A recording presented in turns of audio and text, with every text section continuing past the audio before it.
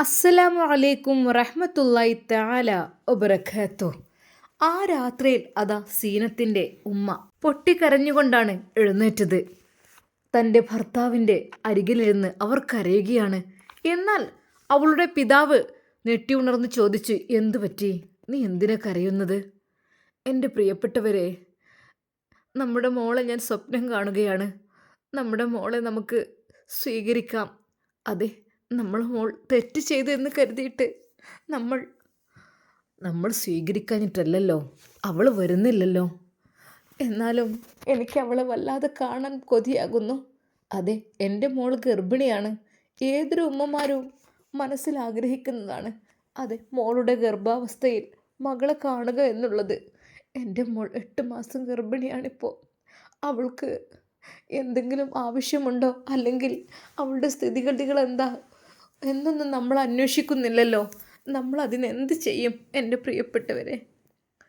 എന്ത് ചെയ്യാൻ? നമ്മുടെ മോള് നമ്മൾ ഇട്ടെറിഞ്ഞു പോയി. അതെ, ആദ്യം അന്യമതസ്ഥൻ്റെ കൂടെ ഒളിച്ചോടി പോയി. എങ്കിലും പിന്നീട് ഇപ്പോൾ അവൾ രക്ഷപ്പെട്ടല്ലോ, ഒരു കുടുംബത്തിൽ എത്തിച്ചേർന്നിട്ടുണ്ടല്ലോ അവൾ. അതുകൊണ്ട് നീ ടെൻഷൻ ആവേണ്ട ആവശ്യമില്ല. അവർ നല്ല രീതിയിൽ നമ്മളെ മോളെ നോക്കുന്നുണ്ട്. എന്താ നിനക്ക്? എനിക്ക് അവളെ ഒന്ന് കാണണം. എൻ്റെ പൊന്നു മോളെ എനിക്കൊന്ന് കാണണം. ഒന്നുമില്ലെങ്കിൽ ഞാൻ പ്രസവിച്ച എൻ്റെ മോളല്ലേ.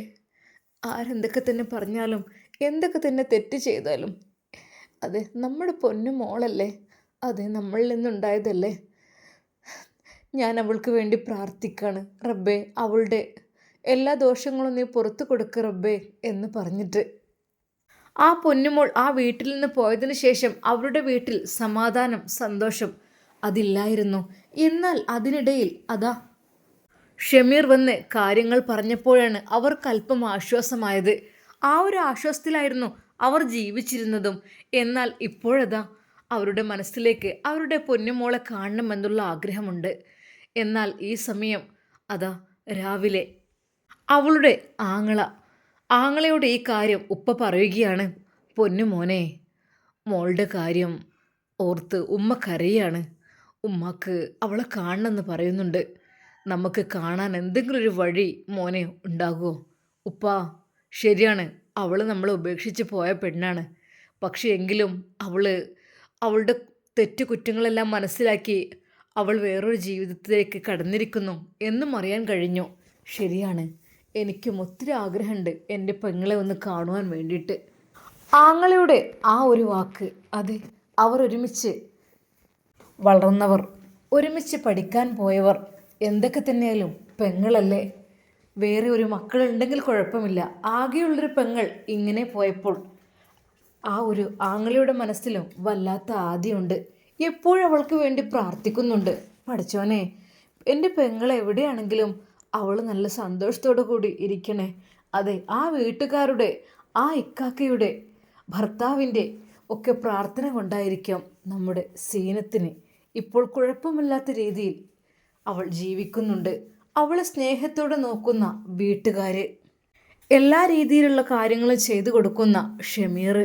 അത് ചുരുക്കി പറഞ്ഞാൽ അവൾക്ക് ആരുടെയൊക്കെയോ പ്രാർത്ഥനയുടെ ഫലമായി രാജേഷിൻ്റെ അക്രമത്തിൽ നിന്നും അവൾ രക്ഷപ്പെട്ടിരിക്കുന്നു എന്ന് തന്നെ പറയാം.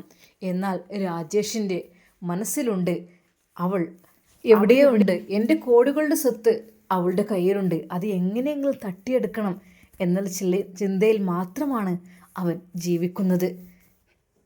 എന്നാൽ സീനത്ത് അവിടുന്ന് രക്ഷപ്പെട്ടതിന് ശേഷം ചേച്ചിക്ക് നല്ല ഉപദ്രവവും തെറിയുമാണ് കിട്ടുന്നത്.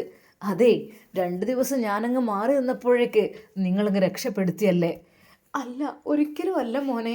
എനിക്കിപ്പോൾ എന്തിനു രക്ഷപ്പെടുത്തേണ്ട ആവശ്യം? പിന്നെ അവൾ എവിടെ? അത് കാണിച്ചു താ. അറിയില്ല. എന്നാൽ ഷമീർ എവിടേക്കോ അവൾ ഒളിപ്പിച്ചു വെച്ചിട്ടുണ്ട്. അവൾ ഷമീറിൻ്റെ കസ്റ്റഡിയിൽ ഉണ്ട് എന്നുള്ള ബലമായ സംശയവും അവനുണ്ട്. പക്ഷേ ഷമീറിനോട് അടുക്കാൻ പേടിയാണ്. അവൻ എന്നെ പിഴുതെറിയും എന്ന് നന്നായിട്ടറിയാം. അതുകൊണ്ട് തന്നെ അവളുടെ അരികിലേക്ക് അവളെ പിടിച്ചു കൊണ്ടുവരാൻ പോകാൻ ഭയമാണവൻക്ക്. എന്നാൽ ഈ സമയം ഷമീറിൻ്റെ മനസ്സിൽ ചില ചിന്തകളുണ്ടായിരുന്നു. അത് രാജേഷിനെ, ഒരുപാട് പെൺകുട്ടികൾക്ക് ഭീഷണിയാകുന്ന രാജേഷിനെ എങ്ങനെയെങ്കിലും കൊടുക്കണമെന്നുള്ള ചിന്ത. അതെ, അതിനുവേണ്ടി അവൻ തയ്യാറെടുക്കുകയാണ്. എന്തു വന്നാലും വേണ്ടില്ല അവന്. ഇവിടുത്തെ പോലീസുകാർ ഒരു പക്ഷേ അവന് സപ്പോർട്ടായിരിക്കാം. പക്ഷേ ഒരുപാട് പെൺകുട്ടികളെ വഴിതെറ്റിക്കുന്ന രാജേഷ്, അവൻ്റെ ബിസിനസ് അതങ്ങ് ഇല്ലാതാക്കണം. ഒരിക്കൽ പോലും അവന് നടക്കാൻ കഴിയാത്ത രീതിയിലാക്കണം. തെറ്റുകൾ ചെയ്യുന്നവരെ പ്രോത്സാഹിപ്പിക്കുവാൻ കുറച്ച് പോലീസുകാരും അവർക്കതിൻ്റെ കമ്മീഷൻ കിട്ടുന്നുണ്ടാവും. അതുകൊണ്ടായിരിക്കും അങ്ങനെ. അവനെക്കുറിച്ചുള്ള വിവരങ്ങൾ അറിയുവാൻ വേണ്ടിയിട്ട് സീനത്തിനോട് സംസാരിക്കണം. അതേ വഴിയുള്ളൂ. അവൾക്കെല്ലാം അറിയുമായിരിക്കും. അങ്ങനെ അതാ അന്ന് സീനത്തും ഉമ്മയും സംസാരിച്ചിരിക്കുമ്പോൾ പെട്ടെന്ന് അവൻ അങ്ങോട്ട് കടന്നു വന്നു. സീനത്തെ, ആ കുഴപ്പമൊന്നുമില്ലല്ലോ? ഏയ് ഇല്ല. സീനത്തെ, എനിക്ക് കുറച്ച് കാര്യങ്ങൾ ചോദിക്കാണ്ട്. ഒരുപാട് കുട്ടികളുടെ ജീവന് ഭീഷണിയാകുന്ന, അതായത് വളർന്നു വരുന്ന പെൺകുട്ടികളുടെ, അതും മുസ്ലിം പെൺകുട്ടികളുടെ ജീവന് ഭീഷണിയാകുന്ന, അതായത് അവരുടെ ജീവിതം തന്നെ മാറ്റിമറിക്കുന്ന രീതിയിൽ തെറ്റുകളിലേക്ക് പ്രേരിപ്പിക്കുന്ന രാജേഷിനെ കുറിച്ച് നിനക്ക് എന്താ പറയാനുള്ളത്? അത് കേട്ടപ്പോൾ അവൾ പൊട്ടിക്കരഞ്ഞു. വേണ്ട, എനിക്ക് പേടിയാണ്. അതിനെക്കുറിച്ച് എനിക്ക് പേടിയാണ്. എനിക്ക് അതിനെക്കുറിച്ച് ആലോചിക്കാൻ തന്നെ പേടിയാണ്. ദയവായി അത് പറയരുത്. സീനത്തെ, ഒരിക്കലും ഞാൻ നിന്നെ വിഷമിപ്പിക്കാൻ വേണ്ടിയല്ല. ഇനിയും ഒരുപാട് പെൺകുട്ടികൾ ഇതുപോലെ കെണിയിൽ പെട്ടുപോകുമോ എന്ന് ഭയന്നിട്ടാണ് ഞാൻ. അതെ, തക്കതായ ശിക്ഷ കൊടുക്കണം. അതാണ് എനിക്ക് പറയാനുള്ളത്. സീനത്ത്, നിന്നെയൊക്കെ എങ്ങനെയാണ് പ്രലോഭിപ്പിച്ചത്? എനിക്ക് സുഖസുന്ദരമായ ജീവിതം തരാം, അതെ, നല്ല രീതിയിൽ ഇഷ്ടം പോലെ ജീവിക്കാം, പാറിപ്പറക്കാം എന്നൊക്കെ പറഞ്ഞ് അങ്ങനെയാണ്. ഓ, അപ്പോൾ നീ ഒരിക്കൽ പോലും ഓർത്തില്ലേ നിൻ്റെ ഭർത്താവിനെ കുറിച്ച്? അവൾ കരഞ്ഞുകൊണ്ട് പറഞ്ഞു. അതെ, ഞാൻ ഓർക്കാനിട്ടല്ല, എന്ത് ചെയ്യാൻ. ആ സമയത്ത് എൻ്റെ ബുദ്ധി അങ്ങനെ പോയി. അവൻ്റെ മയക്കുന്ന നോട്ടവും ചിരിയും എല്ലാം കണ്ട് ഞാനതിൽ വീണു പോവുകയായിരുന്നു. ഓ, അങ്ങനെ അല്ലേ? ഒരുപാട് ആളുകൾ ഉപദേശിച്ചിട്ടും നീ അതിനെ ഇല്ല. എത്ര ആളോ എന്നോട് പറഞ്ഞിട്ടും ഞാൻ അവരോടൊക്കെ എതിര് പ്രവർത്തിക്കുകയായിരുന്നു. എനിക്ക് അവൻ്റെ കൂടെയുള്ള ജീവിതമാണ് ഏറ്റവും സേഫ്റ്റിയെന്നും ഏറ്റവും നല്ലതെന്നും തോന്നിപ്പോയി. അതുകൊണ്ട് ഞാൻ അങ്ങനെ ചെയ്തു. ഇപ്പോഴെന്ന് തോന്നുന്നു നിനക്ക്? ഒരു പെൺകുട്ടിയും അതുപോലെ അതിൽ പെടരുത്. നിനക്ക് എന്തെങ്കിലും പരാതി എഴുതി കൊടുക്കാൻ കഴിയോ? പെട്ടെന്ന് അമ്മ പറഞ്ഞു. മോനെ, ഈ 2 മാസം കൂടിയല്ലേ, അത് കഴിഞ്ഞിട്ട് ഓൾക്ക് എന്തിനെ നിൽക്കാം. ഈ ഒരു സമയത്ത് അവൾ എഴുതി കൊടുക്കുമ്പോൾ അവൾക്ക് അതിൻ്റേതായ ഒരു പ്രയാസം. ഉമ്മ, ഇല്ല ഉമ്മ, ഒരിക്കലും ഇല്ല. ഒരു പെൺകുട്ടി ചതിയിൽ പെടാൻ പാടില്ല. അതാണ് ഞാൻ ആഗ്രഹിക്കുന്നത്. സീനത്തെ, അവനെക്കുറിച്ച് നിനക്ക് അറിയുന്ന ഡീറ്റെയിൽസും കാര്യങ്ങളെല്ലാം നീ ഒന്ന് എഴുതി തരണം എനിക്ക്. ആയിക്കോട്ടെ.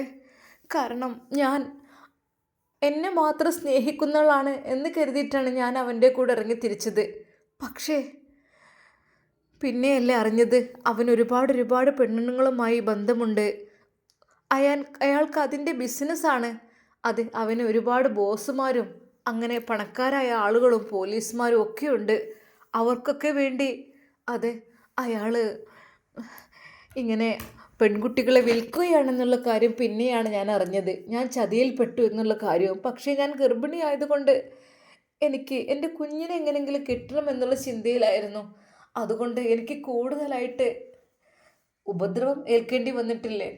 ഉപദ്രവമുണ്ട് നല്ലോണം. കൈകാലുകളിൽ ഷൂ കൊണ്ട് ചവിട്ടി അരച്ചിട്ടും മുഖത്തിനെ നോക്കി തല്ലിയിട്ടും ഒരുപാട് ഉണ്ട്. പക്ഷേ അവൻ ചെയ്ത കാര്യങ്ങൾക്ക് വഴങ്ങിക്കൊടുക്കുകയാണെങ്കിൽ ഒന്നുമില്ല, നല്ല സന്തോഷമായിരിക്കും. പക്ഷേ വഴങ്ങിക്കൊടുത്തില്ല എങ്കിൽ ഇതുപോലുള്ള ഉപദ്രവങ്ങൾ ഒരുപാട് അനുഭവിക്കേണ്ടി വരും. പാവം കുറേ കുട്ടികളുണ്ട് അതിൽ, പെൺകുട്ടികൾ. അതിൽ കൂടുതൽ മുസ്ലിംസ് തന്നെയാണ്. അവരെ ഓരോന്ന് പറഞ്ഞ് പ്രലോഭിപ്പിച്ചാണ് കൊണ്ടുവന്നിരിക്കുന്നത്. എന്നാൽ അതാ ഷമീറിൻ്റെ മനസ്സിൽ ചില ചിന്തകൾ ഉണരുന്നു. ഒരിക്കലും വിട്ടുകൊടുത്തൂടാ. രാജിനിഷിനെ എങ്ങനെയെങ്കിലും പൂട്ടണം. അല്ലെങ്കിൽ ഒരുപാട് പെൺകുട്ടികൾ ഇനിയും വഴി പിഴച്ചു പോകും. അതും അവൻ തിരഞ്ഞെടുക്കുന്ന നല്ല ഉസ്താദുമാരുടെ മക്കളെ, ഉസ്താദുമാരുടെ ഭാര്യമാരെ, നല്ല ദീനിയായി നടക്കുന്ന ആളുകളുടെ വീട്ടിലെ മക്കളെയൊക്കെയാണ് അവൻ സെലക്ട് ചെയ്യുന്നത്. അതെ, ഇസ്ലാമിനെ ഇല്ലാതാക്കുവാൻ വേണ്ടിയിട്ട് കൂടിയാണ് അവൻ്റെ ലക്ഷ്യം, അല്ലാതെ മറ്റൊന്നുമല്ല. അത് അങ്ങനെയുള്ളൊരു ക്രിമിനൽസാണ് അവന്. അത് ഷമീർ ചില തീരുമാനങ്ങൾ എടുക്കുന്നു. അവനെ എങ്ങനെയെങ്കിലും ഒന്ന് പൂട്ടണം. അതിനു മുമ്പായിട്ട് എനിക്കൊന്ന് പെരുമാറണം അവനെ ഒന്ന് നന്നായിട്ട്. ഇതിനൊക്കെ പകരമായിട്ട് ഒരുപാട് ഒരുപാട് പെൺകുട്ടികളെ ചതിച്ചതിന് പകരമായിട്ട് എനിക്ക് നന്നായിട്ടൊന്ന് പെരുമാറണം. അതിനവനെ ഒറ്റയ്ക്ക് കിട്ടണം. എന്നാൽ ഷമീർ ഓരോന്ന് ആലോചിക്കുമ്പോൾ ഉമ്മ പറഞ്ഞു, മോനെ. എന്തോ ഉമ്മ? പൊന്നു മോനെ, ഉമ്മാൻ്റെ കുട്ടി വേണ്ടാത്ത കാര്യത്തിനൊന്നും ഇപ്പോൾ നിൽക്കണ്ട. അത് ഏതായാലും സീനത്ത് രക്ഷപ്പെട്ടല്ലോ. ഇനി ഉമ്മ, സീനത്ത് രക്ഷപ്പെട്ടു, ഓക്കെ എന്ന് നമുക്ക് വിചാരിക്കാം. പക്ഷേ അതിനുള്ളിൽ കുടുങ്ങിക്കിടക്കുന്ന പല പെൺകുട്ടികളുണ്ട് മോനെ. എനിക്ക് പേടിയാ മോനെ. ഉമ്മ പേടിക്കണ്ട. പിന്നെന്താ, തെറ്റുകൾ കണ്ടാൽ അത് തിരുത്തണം, അതെൻ്റെ ബാധ്യതയാണ്. എന്നാൽ ഒരു നിമിഷം അവൻ അവൻ്റെ മുണ്ട് മടക്കിയെടുത്തു. തലയിൽ ഒരു കെട്ട് മുറുക്കി കെട്ടി. ഉമ്മ, ഞാനിപ്പോൾ വരാം. അവൻ്റെ രക്തം തിളക്കുന്നുണ്ടായിരുന്നു. അതെ, ഒരുപാട് ഒരുപാട് പെൺകുട്ടികളെ ബലിയാടാക്കുന്ന ആ ഒരു സ്ഥാപനത്തിലേക്ക് അവനതാ ഇറങ്ങി പുറപ്പെടുന്നു. മോനെ, മോനെ സൂക്ഷിക്കണം കേട്ടോ. എന്നാൽ ഒരു നിമിഷം സീനത്തിനും ഭയം തോന്നി. ഇക്ക, അവൻ ചില്ലറക്കാരനല്ല കേട്ടോ. എനിക്ക് പേടിയില്ല, എൻ്റെ ജീവന് എനിക്ക് പേടിയില്ല. നിങ്ങൾ സുരക്ഷിതമായിരിക്കണം. അതെ, നിന്നെയും ഇവിടെ സുരക്ഷിതമാക്കി, നിന്നെയും ഉമ്മയും ഇവിടെ സുരക്ഷിതമാക്കിയിട്ട് ഞാനങ്ങനെ പുറത്തു പോകും? അവനെ പേടിച്ചിവിടെ നിൽക്കാൻ പറ്റുമോ? അതിനു മുമ്പായിട്ട് എനിക്ക് ചില കാര്യങ്ങൾ ചെയ്യാനുണ്ട്. അപ്പോൾ തന്നെ അതാ അവൻ ആ സ്ഥാപനം ലക്ഷ്യമാക്കി പോകുന്നു. ആ വലിയ ഗേറ്റ് അതാ ലോക്ക്ഡാണ്. എന്നാൽ ഒരു നിമിഷം അവൻ അവിടെ തന്നെ വെയിറ്റ് ചെയ്തു. അവൻ പുറത്തായിരിക്കും. അവൻ്റെ കാറുകൾ, എത്ര കാറുകളാണ്, എന്തൊക്കെയുണ്ട് അതിനുള്ളിൽ. എന്ത് നല്ല ബിസിനസ്സല്ലേ, കോടികൾ ലക്ഷങ്ങൾ വാങ്ങുന്ന ബിസിനസ്സല്ലേ. അതും കാണാൻ കൊള്ളാവുന്ന പെൺകുട്ടികളെ മാത്രമാണ് ഇവൻ സെറ്റാക്കുന്നത് എന്നുള്ള കാര്യവും അറിയാൻ സാധിച്ചിട്ടുണ്ട്. ഇവൻ പകൽ മാന്യനായി ഇവിടെ നടക്കുകയാണ്. ഇവൻ്റെ ഡീറ്റെയിൽസ് അത് മുഴുവനായിട്ട് എനിക്കൊന്ന് കിട്ടണം. എന്നാൽ അവിടെ അവൻ വെയിറ്റ് ചെയ്തുവെങ്കിലും രാജേഷിനെ അവിടെ കണ്ടില്ല. ഗേറ്റ് ലോക്ക്ഡാണ്. അവൻ്റെ കയ്യിലാണ് അതിൻ്റെ കീ. അത് ഓപ്പൺ ചെയ്താൽ മാത്രം തുറക്കാം. പക്ഷേ എനിക്ക് ആരെയുമല്ല കാണേണ്ടത്, അവനെയാണ്. അവനിവിടെ ഇല്ല എന്നുള്ള കാര്യം ഉറപ്പാണ്. ആ നിമിഷം തന്നെ രാജേഷിൻ്റെ വീട് അന്വേഷിച്ചുകൊണ്ട് അതാ അവൻ പോവുകയാണ്. എന്നാൽ ഒരു കൊച്ചുകുടിലേക്കാണ് ഷമീർ എത്തിപ്പെട്ടത്. ആ വീട്ടിൽ ഒരു പ്രായമായ ഒരമ്മയുണ്ട്. രണ്ട് കുട്ടികളുണ്ട്. അതെ, ഒരു സ്ത്രീ അവിടെ എന്തോ ചെയ്യുന്നുണ്ട്. അധികം പ്രായമാകാത്തൊരു സ്ത്രീ, ഒരു പെണ്ണ്. ഇത് രാജേഷിൻ്റെ വീടാണോ? അതെ. എന്താണ് മോനെ? പേടിച്ചുകൊണ്ടാണ് ആ ഉമ്മ പറഞ്ഞത്. എന്താ മോനെ? ആയിരുന്നു, ഇപ്പം അവൻ ഇങ്ങോട്ടൊന്നും വരാറില്ല. അത് ഉപദ്രവമാണ്. അതുകൊണ്ട് തന്നെ എന്നെ ഒരു കുട്ടിയെ രക്ഷിച്ചു എന്നൊരു പേരിൽ എന്നെ ഒരുപാട് ഉപദ്രവിച്ചിട്ട് അവൻ പോയതാണ്. അവനിപ്പോൾ ജീവനോട് ഉണ്ടോ എന്നിവരെ അറിയില്ല. ഞങ്ങളിവിടെ ഇങ്ങനെ കഴിയാണ്. അവൻ വന്ന പ്രയാസമാണ്. കള്ള് കുടിച്ച് ഞങ്ങൾ നല്ലോണം ഉപദ്രവിക്കും, തല്ലും. ഇതെൻ്റെ മകളാണ്, ഭർത്താവില്ല അവൾക്ക്, ഇത് അവരുടെ മക്കളുമാണ്. മോനെ എവിടുന്നാ? ഒന്നുമില്ല, ഞാൻ അവനെക്കുറിച്ച് അറിയാൻ വേണ്ടിയിട്ടേ. അതെ, ഓൻ്റെ ജോലി എല്ലാവർക്കും അറിയുന്നതല്ലേ. ഓരോ പെൺകുട്ടികളെ ചാടിച്ചുകൊണ്ടിരും, അതും മാപ്പിള കുട്ടികളെ. അങ്ങനെ അവർ വെച്ച് പണം ഉണ്ടാക്കുന്ന പണിയാണ് അവന്. ഞങ്ങൾ കുറേ എതിർക്കും, എന്താ ചെയ്യുക. ഒരു കുട്ടീനെ ഞാൻ കുറച്ച് മുമ്പ് ഇവിടുന്ന് രക്ഷപ്പെടുത്തി വിട്ടിരുന്നു. ഈ മക്കളാണ് ഞാൻ പറയുന്നത്. എത്ര മക്കൾ, ബുദ്ധി വെക്കാത്ത മക്കളല്ലല്ലോ. 17, 18, 19 വയസ്സുള്ള മക്കളാണ്. ഒക്കെ പ്രായപൂർത്തിയായ മക്കൾ. ഈ മക്കൾക്കൊന്ന് ആലോചിച്ചൂടെ? അതെ, അവനൊന്ന് ചിരിച്ച് കാണിച്ച് അവൻ്റെ കൂടെ അങ്ങ് ഇറക്കി കൊണ്ടുവരും. അവരിറങ്ങി വരും. ഈ മക്കൾക്ക് തീരെ ഒരു സ്ഥലകാല ബോധമില്ലേ. പിന്നെ ബിസിനസ്സായി ബോസിനെ വിളിക്കലും അങ്ങോട്ടും ഇങ്ങോട്ടും കച്ചവടം ഉറപ്പിക്കലും ഭയങ്കര തെറ്റായ പ്രവൃത്തിയാണ് ഞങ്ങളെ മോനെ ഇതുവരെ ഇങ്ങോട്ട് പിന്നെ കയറിയിട്ടില്ല. കയറും വേണ്ട, വന്നാൽ തന്നെ നല്ല ചീത്ത പറച്ചിലും കള്ള് കുടിച്ച് നല്ലോണം തല്ലും. അതെ, പെറ്റ് തള്ള എന്നുള്ള ഒരു അതുപോലും അവൻക്കില്ല. അങ്ങനെ ഒരു മോനെ ഞങ്ങൾക്കില്ല. എവിടെ നിങ്ങൾ ഇക്ക? പെങ്ങൾ ചോദിക്കുന്നു. ഞാൻ കുറച്ച് അപ്പുറത്തുനിന്നാണ്. ഓ, ഞങ്ങൾ ഇങ്ങോട്ട് അവനെ കണ്ടിരുന്നോ? കണ്ട ഒരിക്കലും ഞങ്ങളെ കണ്ട കാര്യമൊന്നും പറയണ്ട കേട്ടോ. അതുപോലെ പറഞ്ഞാൽ പിന്നെ ഇവിടെ വന്ന് ഞങ്ങളെ വീണ്ടും തല്ലും, എൻ്റെ മക്കളെയൊക്കെ തല്ലും, ഒരുപാട് തെറി പറയും. അങ്ങനെ വീട് കത്തിക്കാൻ വരെ ഓൻ നിൽക്കും, ഞങ്ങളെ ചുട്ട് കൊല്ലുമെന്ന് പറഞ്ഞിരിക്കണം, ഞങ്ങൾക്ക് പേടിയാണ്. അങ്ങനെ ഒരു മോനെ, അങ്ങനെ ഒരു ആങ്ങളെ ഞങ്ങൾക്കില്ല. ആ പെണ്ണിൻ്റെയും കരഞ്ഞുകൊണ്ടുള്ള ആ ഒരു വാക്കുകൾ, അതെ, വീടിനും നാടിനും അവൻ ശാപമാണ്. അവൻ ഒരുപാട് ആളുകളെ ഉപദ്രവിക്കുന്നതാണ്. ഷമീറിൻ്റെ രക്തം തിളച്ചു. ഏയ് ഒന്നുമില്ല, നിങ്ങൾക്ക് ഇവിടെ എന്തെങ്കിലും ചെലവിന്. എന്താ മോനെ, ഞങ്ങൾക്ക് ഈ റേഷൻ കിട്ടുന്ന അതന്നെ, പിന്നെ വേറൊന്നുമില്ല. എന്നാൽ ഷമീറിൻ്റെ കയ്യിൽ കരുതിയിരുന്ന ആ ഒരു ക്യാഷ് എടുത്ത് അവരുടെ നേരെ നീട്ടി. ഇതാ, നിങ്ങൾക്ക് ബുദ്ധിമുട്ടുണ്ടെങ്കിൽ ഇതുകൊണ്ട് തീർക്കാം. മോനെ, ഇതൊന്നും ഞങ്ങൾക്ക് മരുന്ന് മേടിക്കാൻ പോലുള്ള പൈസ ഓൻ തരൂല, ഒന്നും ഓൻ തരൂല. അവൻ ഞങ്ങൾ തിരിഞ്ഞു നോക്കാറില്ല. എനിക്കാണെങ്കിൽ സുഖമില്ലാത്ത അവസ്ഥയാണ്. ആ അമ്മയുടെ ദയനീയമായ ആ ഒരു വാക്കുകൾ കേട്ടപ്പോൾ ഷമീർ അവരെ ഹെൽപ്പ് ചെയ്തിട്ട് പറഞ്ഞു, സാരല്ല, എന്ത് ചെയ്യാം, അങ്ങനെയൊക്കെ. മോനെ, ഞങ്ങൾ ഇവിടെ സംസാരിച്ച കാര്യമൊന്നും പറഞ്ഞു പോരുത്, എവിടെയെങ്കിലും ജീവിച്ചോട്ട് ഇങ്ങോട്ട് വരാതിരുന്നാൽ മതിയായിരുന്നു, പേടിയാണ്.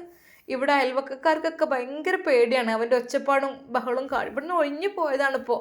ഇപ്പം ആരൊക്കെ പറഞ്ഞിട്ട് എവിടേക്കോ വലിയ സ്ഥാപനം കാര്യങ്ങളൊക്കെ എടുത്ത് നല്ല കോടികളെ വാഹനമുണ്ട്, കാറുണ്ട്, അതുണ്ട്.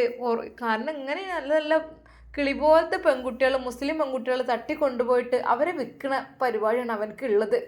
പിന്നെ ഇങ്ങനെ പൈസ ഇല്ലാണ്ടിരിക്കുമോ? ചെറിയ പെൺകുട്ടികൾ ആഗ്രഹിക്കാത്ത ആൾക്കാരും ഉണ്ടാവില്ലല്ലോ.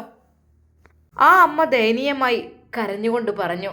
എന്നാൽ ഷമീർ ചില തീരുമാനങ്ങൾ എടുക്കുന്നു. ഇല്ല, അവനെ ഇനിയും വിലസാൻ വിട്ടുകഴിഞ്ഞാൽ ഒരു പക്ഷേ ഇനിയും ഒരുപാട് മുസ്ലിം പെൺകുട്ടികൾ പിഴച്ചു പോകും, അവൻ്റെ കെണിയിൽ പെട്ടുപോകും.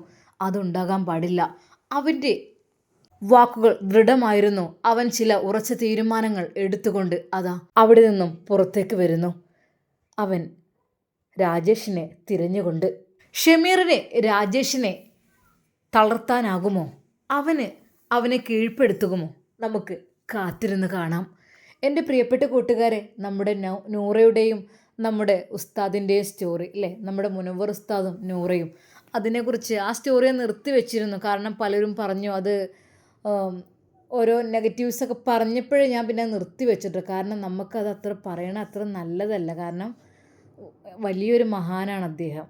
നമ്മളെന്ന് വെച്ചാൽ ഈ സ്റ്റോറി കൂടെ ഞാൻ നിങ്ങളുടെ കൂടെ അറിഞ്ഞോട്ടെ എന്ന് വിചാരിച്ചിട്ടാണത് പറഞ്ഞത്. കാരണം നമ്മൾ ശരി ആ യഥാർത്ഥ സത്യങ്ങൾ പറയുമ്പോൾ ഇനിയിപ്പോൾ വേറെ ആരെങ്കിലുമൊക്കെ നെഗറ്റീവായ രീതിയിലൊക്കെ തന്നെ ഓരോന്ന് പറയുമ്പോൾ നമ്മളെന്ന് വെച്ചാൽ നമ്മളെപ്പോലെയല്ല, അവരൊക്കെ തന്നെ നല്ല രീതിയിൽ ജീവിക്കുന്ന മനുഷ്യന്മാരാണ്. തെറ്റൊന്നും ഒരു ജീവിതത്തിൽ വരാതെ, ഒരാളെക്കുറിച്ചൊന്നും തെറ്റ് കുറ്റങ്ങളൊന്നും പറയാതെ അങ്ങനെ ജീവിച്ച നല്ല രീതിയിൽ നടക്കുന്നവരാണ്. അപ്പോൾ നമ്മളതിനെക്കുറിച്ച് പറഞ്ഞ് വെറുതെ ഇനിയിപ്പോൾ അവർക്കൊരു പേരുദോഷം വരുത്തണ്ടല്ലോ. കാരണം അവരൊക്കെ എന്ന് വെച്ചാൽ അങ്ങനത്തെ ആളുകൾ, അവരുടെ നാവിനൊക്കെ ഭയങ്കര പവറായിരിക്കും. അതായത് ഒന്നുമല്ല, അള്ളാഹുവിലേക്ക് അടുത്തവരായതുകൊണ്ട് അവർ പറഞ്ഞ ഓരോ വാക്കിനും ഒക്കെ പ്രത്യേകമായിട്ടൊരിതുണ്ടാവുമല്ലോ. നമ്മൾ പടച്ച റബ്ബിലേക്ക് അടുത്ത് കഴിഞ്ഞാൽ അല്ലേ. അപ്പോൾ നമുക്ക് ആ കഥയിലേക്കൊന്ന് പ്രവേശിക്കാം. ഞാൻ ഒരുപാട് ആളുകൾ ചോദിച്ചുകൊണ്ട് പറയാം കേട്ടോ. അത് പിന്നെ ഒരുപാട് ആളുകൾ ചോദിച്ചു. ഞാൻ അങ്ങനെ ചികിത്സേൻ്റെ കാര്യം ഇങ്ങനെ പറഞ്ഞിരുന്നല്ലോ.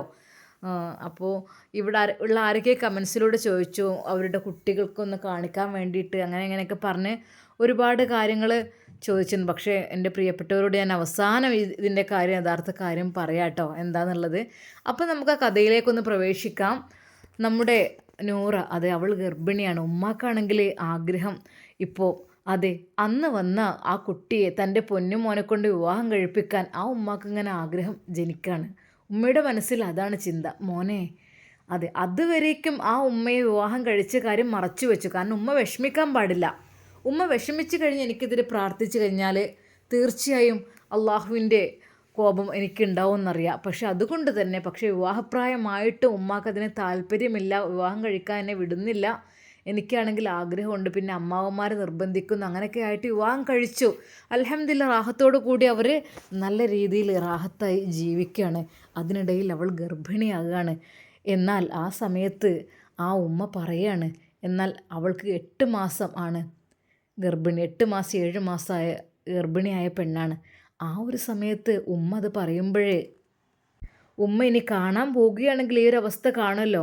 അപ്പോൾ എന്തായാലും ഇൻഷാ അല്ലാ ഉമ്മ, ഞാൻ ഒരു 6 മാസത്തിന് ശേഷം അല്ലെങ്കിൽ ഒരു 3 മാസത്തിന് ശേഷം എന്നൊക്കെ പറഞ്ഞ് മകനിങ്ങനെ ഉമ്മനെ സോപ്പിട്ട് നിൽക്കുകയാണ്. എന്നാൽ പല ദിവസങ്ങളിലും രാത്രികളിൽ ഉമ്മ നോക്കുമ്പോൾ തൻ്റെ പൊന്നുമോൻ സുഖമായി മൂടി പുതച്ചുറങ്ങുന്ന കാഴ്ചയായിരിക്കും ഉമ്മ കാണുക. പക്ഷേ അങ്ങനെയല്ലായിരുന്നു. ആ ഉമ്മ അറിയാതിരിക്കാൻ വേണ്ടിയിട്ട് പല ദിവസങ്ങളിലും തലയണക്ക് മീതെ പുതപ്പിട്ട് ഒരു മനുഷ്യൻ കിടക്കുന്ന രൂപത്തിലായിട്ട് അങ്ങനെ ജനലിലൂടെ നോക്കുമ്പോൾ ശരിക്ക് മോന് കെടുക്കാൻ തോന്നും. അങ്ങനത്തെ രീതിയിൽ അങ്ങനെ എത്രയോ ദിവസങ്ങളിൽ അങ്ങനെ ഇട്ട് പോകുമായിരുന്നു എന്നാണ്. എന്തൊക്കെ തന്നെയായാലും അതാ അവളുടെ നൂറയുടെ പ്രസവമാണ്. പ്രസവത്തിൻ്റെ ആ ഒരു സമയമൊക്കെയാണ് കേട്ടോ. അന്നൊന്നും അന്നത്തെ കാലത്തെന്ന് വെച്ചാൽ ഒരിക്കൽ പോലും ഹോസ്പിറ്റലിൽ കൊണ്ടുപോകുക എന്നുള്ള പരിപാടിയേ ഇല്ല. അതെ, വീട്ടിലേക്ക് ഒസ്താത്തിമാർ വന്നിട്ട് അവർ പ്രസവം എടുക്കുന്ന സ്ത്രീകൾ വന്നിട്ട് വീട്ടിൽ നിന്ന് പ്രസവിക്കണ ഒരു രീതിയാണ് ഉണ്ടാവാറുള്ളത്. അങ്ങനെ അതാ അവർക്ക് കുഞ്ഞ് പിറക്കുന്നു. അങ്ങനെ കുഞ്ഞ് പിറന്ന് ആ കുഞ്ഞിനെ ആ ഉസ്താദ് നല്ല രീതിയിൽ സന്തോഷത്തോട് കൂടി കണ്ട് കുഞ്ഞിൻ്റെ ചെവിയിൽ ബാങ്കും ഇക്കാമത്തൊക്കെ കൊടുത്ത് നല്ല രീതിയിൽ റാഹത്തായിട്ട് തൻ്റെ പ്രിയപ്പെട്ട ഭാര്യ പ്രസവിച്ച ആ ഒരു വിവരം അമ്മമാരൊക്കെ അറിഞ്ഞു. അവരൊക്കെ കുഞ്ഞിനെ കാണാൻ വന്നു. പക്ഷെ ഉമ്മ അറിഞ്ഞിട്ടില്ല. എന്നാൽ ഉമ്മക്ക് ആഗ്രഹം നൂറയെ അവരുടെ വീട്ടിലേക്ക് കല്യാണം കഴിച്ച് കൊണ്ടുവരണം എന്നുള്ള ആഗ്രഹമാണ് ഉമ്മക്കുള്ളത്. എന്നാൽ ഉമ്മയോട് റബ്ബേ ഞാനിതെങ്ങനെ പറയും, എനിക്കൊരു കുഞ്ഞുണ്ട് ഉമ്മ എന്നുള്ളത് ഞാൻ എങ്ങനെ പറയും എന്നുള്ള രീതിയിൽ ആ ഉസ്താദ് ടെൻഷനായി നിൽക്കുകയാണ്. കാരണം അത് ശരിക്ക് പറയാഞ്ഞാൽ അത് ഞാൻ ഉമ്മയോട് കളവ് പറയുന്ന രീതിയിലായി പോകും. ഇനിയിപ്പോൾ പറഞ്ഞാലോ അത് ഉമ്മാക്ക് ടെൻഷനാകോ എന്ന് ഭയന്നു. എന്നാൽ ആ ദിവസം ആ പൊന്നുമോൻ ഉമ്മയുടെ അടുത്ത് സംസാരിച്ചു കൊണ്ടിരിക്കുകയാണ്. കല്യാണത്തിനെ കുറിച്ചൊക്കെ ഉമ്മ പറയുന്നുണ്ട്. എന്നാൽ ഉസ്താദിന് എങ്ങനെയെങ്കിലും തൻ്റെ പ്രിയപ്പെട്ട ഉമ്മയോട് ഒന്ന് അവതരിപ്പിക്കണമല്ലോ എന്ന് തോന്നി തുടങ്ങുകയാണ്. അതിനെക്കുറിച്ചുള്ള ആദ്യമാണ് ഉസ്താദിനുള്ളത്. പഠിച്ചോനെ, എൻ്റെ ഉമ്മ വിവാഹത്തിന് വേണ്ടി എന്നെ നിർബന്ധിച്ച് തുടങ്ങി. പക്ഷേ ഒരു കുഞ്ഞുള്ള പെണ്ണിനെ ഞാൻ കൊണ്ടുവരുമ്പോൾ എൻ്റെ ഉമ്മ എന്തായിരിക്കും വിചാരിക്കുക? ഉസ്താദിൻ്റെ മനസ്സിൽ പല പല ചിന്തകൾ വന്നുകൊണ്ടിരുന്നു. എന്നാൽ ഉസ്താദ് തഹജ്ജുദ് നിസ്കരിച്ച് പടച്ച റബ്ബിനോട് ദുആ ചെയ്തു, റഹ്മാനെ നിൻ്റെ ദീൻ പൂർത്തിയാക്കണമെങ്കിൽ എനിക്ക് വിവാഹം കഴിക്കേണ്ടതായി വന്നു. എന്നാൽ ഞാൻ ഇന്നൊരു കുഞ്ഞിൻ്റെ പിതാവാണ്. പക്ഷേ എൻ്റെ ഉമ്മ ഇതുവരെ അറിഞ്ഞിട്ടില്ല. ഉമ്മയാണെങ്കിൽ ഇപ്പോൾ വിവാഹത്തിന് നിർബന്ധിക്കാനും തുടങ്ങി. റഹ്മാനെ ഞാൻ എന്ത് ചെയ്യും? റഹ്മാനെ നീ എനിക്കൊരു വഴി കാണിച്ചു താ അല്ലാ. അതെ, എല്ലാത്തിനും അള്ളാഹുവിനോട് പറഞ്ഞാൽ അതിനൊരു ഉത്തരമുണ്ടാകും. പടച്ച റബ്ബ് സാധിപ്പിച്ചു തരുമെന്ന് വിശ്വസിക്കുന്ന ആ ഒരു ഉസ്താദ് തൻ്റെ പ്രിയപ്പെട്ട ഉമ്മയോട് എല്ലാം തുറന്നു പറയുവാൻ തന്നെ തീരുമാനിക്കുന്നു. എൻ്റെ പ്രിയപ്പെട്ട ഉമ്മ കരഞ്ഞുകൊണ്ടായിരുന്നു ഉസ്താദ് ഉമ്മയുടെ അരികിൽ എത്തിയത്. മോനെ, എൻ്റെ ഉമ്മ, എൻ്റെ ഉമ്മ, ഞാൻ ഒരു കാര്യം പറഞ്ഞാൽ എൻ്റെ പ്രിയപ്പെട്ട ഉമ്മക്കത് അംഗീകരിക്കാൻ കഴിയുമോ? മോനെ, എൻ്റെ മോൻ എന്താ പറയുന്നത്? മോൻക്ക്, എൻ്റെ കുട്ടിക്ക് പിന്നെ എന്നോടല്ലാതെ പിന്നെ ആരോടാ പറയാനുള്ളത്? ഉമ്മാൻ്റെ പൊന്നു മോനല്ലേ, എന്തുണ്ടെങ്കിലും ഉമ്മാനോട് പറയേ. ഉമ്മ, നിങ്ങൾ ദേഷ്യപ്പെടുവോ? ഇല്ല മോനെ, ഒരിക്കലുമില്ല. ഉമ്മ, എനിക്ക് ഒരു തെറ്റ് പറ്റി ഉമ്മ. മോനെ, എൻ്റെ കുട്ടിക്ക് തെറ്റോ? ഹേയ്, ഒരിക്കലുമില്ല. ഞാനത് വിശ്വസിക്കില്ല. എൻ്റെ കുട്ടിക്ക് തെറ്റ് പറ്റുകയില്ല. എൻ്റെ കുട്ടി തെറ്റുകളൊന്നും ചെയ്യില്ല. അതെനിക്ക് അറിയാം. ഞാൻ എൻ്റെ കുട്ടിയെ പടച്ച റബ്ബിലാണ് ഏൽപ്പിച്ചത്. അല്ലാ, എൻ്റെ കുട്ടിയെ നീ കാത്ത് രക്ഷിക്കുക എന്ന് പറഞ്ഞ് പടച്ച റബ്ബിനെ ഏൽപ്പിക്കുമ്പോൾ എൻ്റെ മോൻ എങ്ങനെ തെറ്റ് ചെയ്യും? ഉമ്മ, തെറ്റെന്ന് പറഞ്ഞാൽ എൻ്റെ ഉമ്മയെ ഞാൻ മറച്ചു വെച്ചൊരു കാര്യമുണ്ട്. മോനെ, എന്തുണ്ടെങ്കിലും എൻ്റെ പൊന്നു മോൻ പറയും. ഉമ്മാൻ്റെ മോൻ്റെ സന്തോഷമല്ലേ എൻ്റെ സന്തോഷം. ഉമ്മ, എൻ്റെ ഉമ്മ പറഞ്ഞല്ലോ, അന്ന് ഉമ്മ കണ്ട കുട്ടിയെ വിവാഹം കഴിക്കണമെന്ന് ഉമ്മ പറഞ്ഞല്ലോ. അതേ മോനെ, സുന്ദരിയാണ് അവൾ. എൻ്റെ പൊന്നു മോനക്ക് എല്ലാം കൊണ്ട് യോജിക്കുന്നവൾ തന്നെയാണ് അവൾ. ഉമ്മ, അവളെ ഞാൻ കൊണ്ടുവരട്ടെ? ആ മോനെ സന്തോഷം. മോനല്ലേ പറഞ്ഞത് 2 മാസം കഴിഞ്ഞിട്ട് 3 മാസം കഴിഞ്ഞിട്ടെന്നേ? അതെ, എൻ്റെ പൊന്നുമോൻ ഇന്ന് തന്നെ നിക്കാഹാക്കാൻ കഴിയുമെങ്കിൽ എൻ്റെ പൊന്നുമോൻ ഇന്ന് തന്നെ ആക്കണം. ഉമ്മ, ആ പെണ്ണിന് ഒരു കുട്ടിയുണ്ട്. ഒരു നിമിഷം ഉമ്മ ശരിക്കും ഞെട്ടി. മോനെ, ഞാൻ എന്തേ കേൾക്കുന്നത്? അവൾക്ക് ഒരു കുഞ്ഞുണ്ടെന്നോ? അല്ലാ, മോനെ എന്നോട് പൊറുക്കണം. എന്താ ചെയ്യാ? പൊന്നു മോനെ, അവൾക്ക് ഭർത്താവില്ലേ? ഭർത്താവ്? മോനെ, ഞാൻ എൻ്റെ പൊന്നു മോനോട് ഒരു കാര്യം പറയട്ടെ? എന്താ ഉമ്മ? ഭർത്താവ് മരിച്ചു പോയോ? എന്താണ് സംഭവിച്ചത്? അവളുടെ ഭർത്താവിന് എന്ത് പറ്റി? മോനെ, എന്തൊക്കെ തന്നെയായാലും ആ പെൺകുട്ടി എനിക്ക് വല്ലാതെ അങ്ങ് ഇഷ്ടപ്പെട്ട്. എൻ്റെ പൊന്നു മോനോട് ഞാൻ എങ്ങനെയാ അത് പറയാം? എൻ്റെ മനസ്സിലേക്ക് അങ്ങ് കയറിപ്പോയി ആ പെൺകുട്ടി. മോനെ, ഭർത്താവില്ലെങ്കിലും എൻ്റെ മോൻക്ക് സ്വീകരിച്ചൂടെ അവളെ? ആ കുഞ്ഞിനെ നമുക്ക് വളർത്താം. എന്താ? അത് കേട്ട ഉസ്താദ് ശരിക്കും ഞെട്ടിപ്പോയി. അല്ലാ, പടച്ചോനെ, പടച്ച റബ്ബിനെ സ്തുതിച്ചു. അദ്ദേഹം ഒരുപാട് അള്ളാഹുവിലേക്ക് എന്തെങ്കിലും ഭരമേൽപ്പിച്ചു കഴിഞ്ഞാൽ പടച്ച റബ്ബ് അത് നമുക്ക് പൂർത്തീകരിച്ച് തരും എന്നതിൻ്റെ ഉത്തമ ഉദാഹരണം കൂടിയാണ് അത്. അള്ളാഹുവിലേക്ക് ആ മഹാന് വീണ്ടും അടുപ്പം തോന്നി. പടച്ച റബ്ബേ, നീ വല്ലാതെ എന്നെ സന്തോഷിപ്പിച്ചല്ലോ അല്ലാ. റഹ്മാനെ, പടച്ച റബ്ബേ, ഞാൻ എങ്ങനെയാണ് നിന്നോട് നന്ദി പറയാ? എനിക്കറിയുന്നില്ല. എൻ്റെ ഉമ്മ പറഞ്ഞത് കേട്ടില്ലേ? അതെ, കുഞ്ഞുള്ളതാണെങ്കിലും ഭർത്താവ് നഷ്ടപ്പെട്ടതാണെങ്കിൽ അല്ലെങ്കിൽ ഭർത്താവിന് എന്തെങ്കിലും സംഭവിച്ചതാണെങ്കിൽ എൻ്റെ പൊന്നു മോനെ ഏറ്റെടുത്തൂടെ? ആ കുഞ്ഞിനെ ഞാൻ നോക്കിക്കോളാം. തൻ്റെ പ്രിയപ്പെട്ട ഉമ്മയുടെ ആ വാക്കുകൾ, അത് തൻ്റെ പ്രിയപ്പെട്ട ഉമ്മയെ കെട്ടിപ്പിടിച്ച് അദ്ദേഹം കരഞ്ഞുപോയി. അള്ളാഹുവിലേക്കുള്ള വിശ്വാസം, പടച്ച റബ്ബിനോട് കൂടുതൽ അടുത്തു കഴിഞ്ഞാൽ എല്ലാം അള്ളാഹു നൽകും എന്നതിൻ്റെ ഒരു ഉത്തമ ഉദാഹരണം കൂടിയാണ് ഈ ഉസ്താദിൻ്റെ ജീവിതം. ഇൻഷാ അല്ലാ, നമുക്കിതിൻ്റെ ബാക്കി ഭാഗം നാളത്തെ കഥയിൽ ഞാൻ ചേർത്ത് പറയാം ഇൻഷാ അല്ലാ. ഇനി കൂടുതലായിട്ടൊന്നും ഇല്ല കേട്ടോ. അപ്പോൾ എല്ലാവർക്കും ഒരിക്കൽ കൂടി അസ്സലാമു അലൈക്കും വറഹ്മത്തുള്ളാഹി.